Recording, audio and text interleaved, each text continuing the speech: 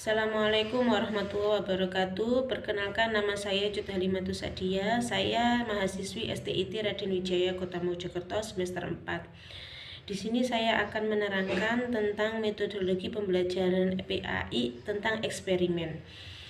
Adapun eksperimen dibagi menjadi 4 langkah, yaitu 1. Pengertian metode eksperimen, 2. Langkah-langkah pelaksanaan metode eksperimen, 3. Karakteristik metode eksperimen, 4. Kelebihan dan kelemahan metode eksperimen. Yang pertama, saya akan menjelaskan tentang pengertian metode eksperimen. Eksperimen dapat didefinisikan sebagai kegiatan terinci yang direncanakan untuk menghasilkan data untuk menjawab suatu masalah atau menguji sesuatu hipotesis. Suatu eksperimen akan berhasil jika variabel yang dimanipulasi dan jenis respon yang diharapkan dinyatakan secara jelas dalam suatu hipotesis. Metode eksperimen adalah satu-satunya metode penelitian yang dianggap paling tepat untuk menguji hipotesis mengenai hubungan sebab akibat. Inti penelitian eksperimen adalah upaya mengamati dan mengukur hasil manipulasi penelitian terhadap situasi dan objek tertentu. Penelitian eksperimen ditandai dengan 3 hal penting, yaitu yang pertama, adanya manipulasi terhadap objek penelitian untuk mengubah keadaan tertentu secara sistematis.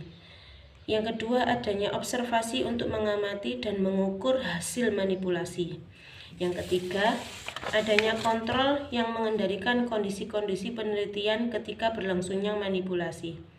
Jadi, metode eksperimen adalah suatu cara mengajar di mana siswa melakukan suatu percobaan tentang sesuatu hal, mengamati prosesnya, serta menuliskan hasil percobaannya. Kemudian hasil pengamatan itu disampaikan ke kelas dan dievaluasi oleh guru. Yang kedua, tentang langkah-langkah pelaksanaan metode eksperimen. Yang pertama, persiapan alat bantu atau alat eksperimen. Yang kedua, petunjuk dan informasi tentang tugas-tugas yang harus dilaksanakan dalam pembelajaran. Yang ketiga, pelaksanaan eksperimen dengan menggunakan lembar kerja atau pedoman eksperimen yang disusun secara sistematis, sehingga dalam pelaksanaannya dan penyusunan laporan siswa tidak kesulitan. Keempat, penguatan perolehan temuan-temuan eksperimen dilakukan dengan diskusi, tanya jawab, dan penugasan. Yang kelima, terakhir, membuat kesimpulan. Sekarang yang ketiga, tentang karakteristik metode eksperimen. Dengan metode ini, siswa diharapkan sepenuhnya terlibat dalam merencanakan eksperimen, melakukan eksperimen, menumpukan fakta, mengumpulkan data, dan memecahkan masalah yang dihadapinya secara nyata. Karakteristik dari metode eksperimen adalah metode untuk membelajarkan siswa dengan melakukan percobaan, pengamatan, dan penarikan kesimpulan terhadap sesuatu yang sedang diuji kebenarannya. Metode yang dirancang untuk mengembangkan pengetahuan siswa dalam pembelajaran tertentu.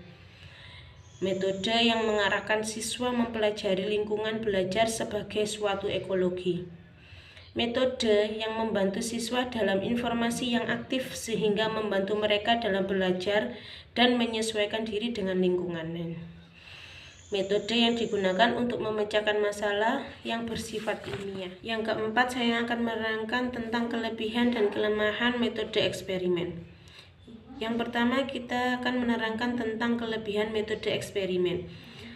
Metode ini dapat membuat siswa lebih percaya atas kebenaran atau kesimpulan berdasarkan percobaannya sendiri daripada hanya menerima kata guru atau buku.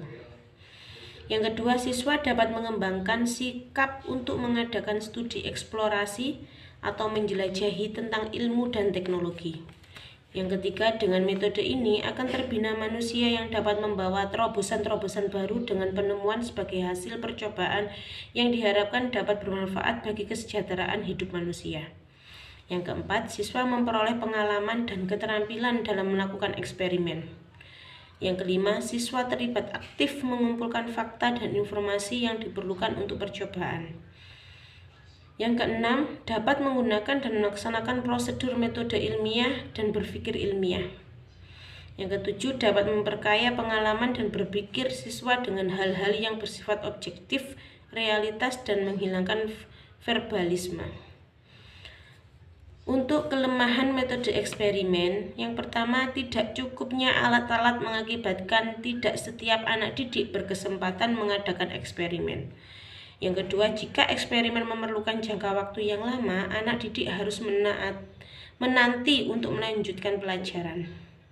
Yang ketiga, kesalahan dan kegagalan siswa yang tidak terdeteksi oleh guru dalam bereksperimen berakibat siswa keliru dalam mengambil kesimpulan. Yang keempat, sering mengalami kesulitan dalam melaksanakan eksperimen karena guru dan siswa kurang berpengalaman melakukan eksperimen. Yang kelima, memerlukan keterampilan atau kemahiran dari pihak guru dalam menggunakan serta membuat alat-alat eksperimen. Sekian penjelasan dari saya untuk metode eksperimen. Assalamualaikum warahmatullahi wabarakatuh.